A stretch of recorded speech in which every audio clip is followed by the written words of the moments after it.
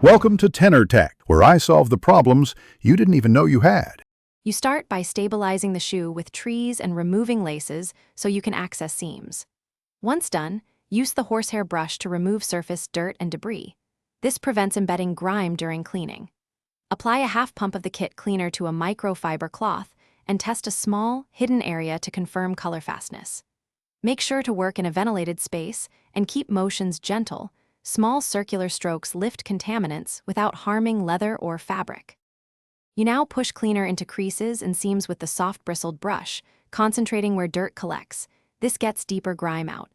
After wiping residue, apply a pea-sized amount of leather conditioner to the supplied applicator pad and spread it evenly. Conditioning restores oils and prevents cracking. Once applied, let the shoes rest for 20 to 30 minutes so the conditioner sinks in.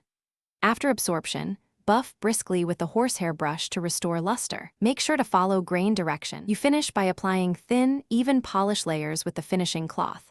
Let each coat dry 5 to 10 minutes before adding another to build depth without clogging pores. Once polished, spray the water repellent in a sweeping motion to seal and protect. Avoid oversaturation to prevent staining. If you spot discoloration or residue, stop immediately, retest on a hidden area, and gently re-clean using the soft brush and cleaner. A key troubleshooting tip. Persistent stains often respond to repeating the gentle test and clean cycle rather than harsher chemicals. Thanks for watching. Subscribe to keep your life in tune.